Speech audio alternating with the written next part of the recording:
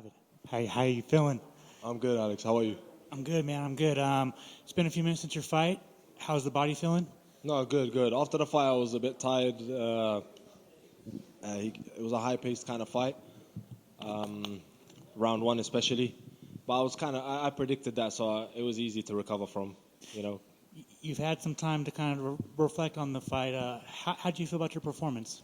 So I haven't seen it yet, but like I spoke to my coaches and stuff, and you know when the adrenaline goes down a little bit, you start remembering things, and it pretty much went how I planned it, except it wasn't as clean as I would have liked it to have been.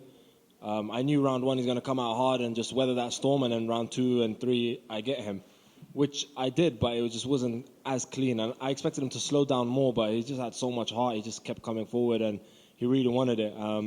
I put a lot of damage on him in round two, and I thought surely I have him in round three. Like I was almost positive, and I was finding my range in the beginning of round three, and then I went for this stupid throws because I'm like, okay, now it's time to style on him. I've got his number. And then it kind of got into like a grappling exchange, and because I'm the better grappler, I just was on top of him. I tried to go for that rear naked choke, mounted him and stuff. He escaped it. He's got good jiu-jitsu, you know. He has a good fight team, good fight camp. He's undefeated, and he brought it, you know. What was some of the game plan like? Were you expecting him to stand the whole time, or were you expecting him to shoot a little bit? Honestly, exactly how the fight went. That's exactly how I thought it would be. There was not much footage on him, but I just know, you know, I know his training camp is like that, and I know the fighter I am. They're all going to be trying to do that. You know, they come out hard, they're thinking they can press me against the cage. I'm going to be moving off, and then they go for this takedown, and you know. But my defense was good today, and I think my grappling surprised him. I didn't think he expected my grappling to be that good. That first round, probably the most adversity you've had to face thus far in the UFC. Yeah. I guess just what was going on through your mind? Like you said, you knew it was coming, but when it was happening, just Yeah, like I said, yeah, I knew it was coming, and when it was happening, I was like, all right, this is exactly what we expected, but he was just a little bit stronger and faster, and he lasted. The thing was, he lasted a bit longer than I thought he would have, and that's what surprised me, you know, and that's why it got a little bit messy in there, because all the others I kind of expected. I knew it, you know, you kind of get into the fight, you feel it for the first couple of minutes, but he just lasted the whole, like, 5 minutes. He was pushing that same type of pace. And then he kind of got this, like, cheeky, like, little, I wouldn't even say it was a full takedown, but it kind of got me to the floor. And I was like, you know how these judges are nowadays? I'm like, oh, maybe they're scoring this round for him, you know? Then it kind of made me get a little bit overzealous and stuff, you know, to really steal the round, you know? Because, again, you're not just fighting against the ref and... No, sorry, not the ref. You're not just fighting against the opponent. You're fighting against the judges nowadays, too. during the weigh-ins, he did the little gun thing. I saw that you did it back to him at some point. Was that just kind of mind games? Yeah, so, like, I hope people don't take that out of context.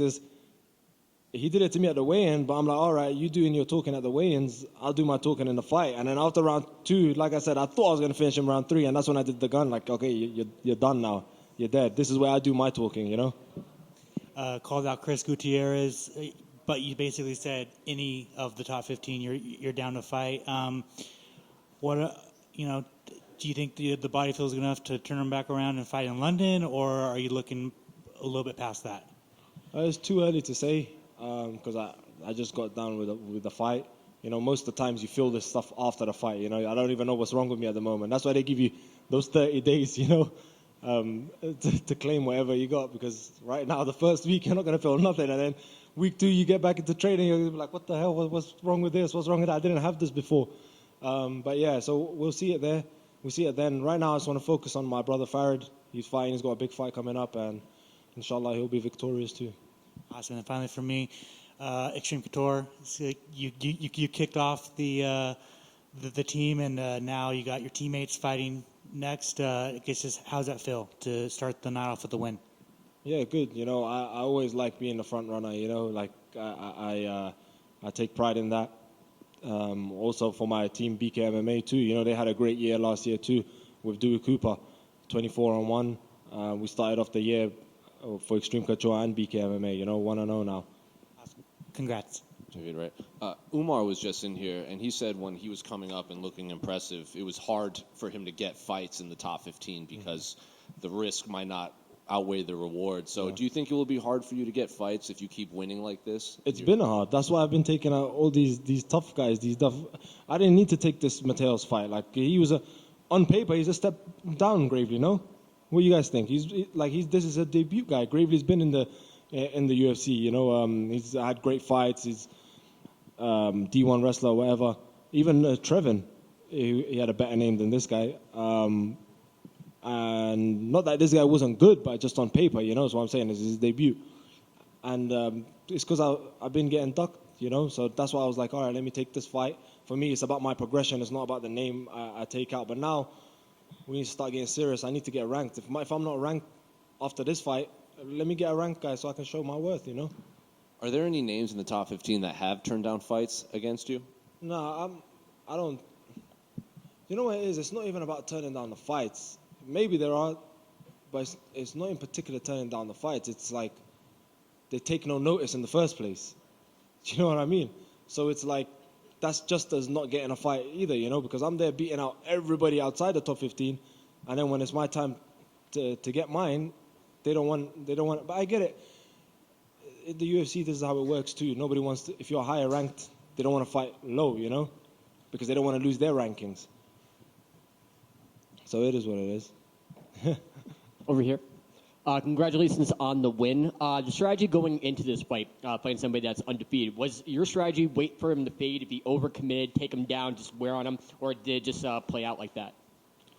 Sorry, what was the question? Was the strategy going into this fight, especially him being undefeated, wait for him to fade, if he overcommits, take him down to the deck? What was the strategy going to this fight, or did it just play out like that? Yeah. It kind of played out how we wanted it to play out.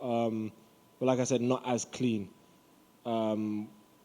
Usually I am a little bit cleaner than that, but he brought it, you know, so I got to give him credit. But it was basically, he's going to come out hard. I'm going to kind of blow his load, and I'm gonna find my shots where I need to, and then I'm going to start picking him apart after the 2.5 minute mark, you know. But this guy, for 5 minutes, he just sprang and ran at me, you know. And then the round was kind of getting close, so then I had to kind of get a bit chaotic too, because I was like, okay, I need to steal the round, you know, because I didn't want the judges to. You don't want to go a round down, you know, and there's only 3 rounds. So if you go a round down, it's like the round 2, if it's 50-50, that's it. You probably lost the fight, you know. Got it. And being undefeated, if you can look at yourself right now, would you say that you're ready for the title shot, maybe this year or beginning of next year? I think potentially skill-wise, yes, I can be ready. Will I get it due to politics and that? Probably not. I'm still not even in the top 15, so how am I going to get that, you know? But progressively, like for my own, I think I'll be closing down on that for sure. Got it. All right, thank you very much. Congratulations. Thank you, brother.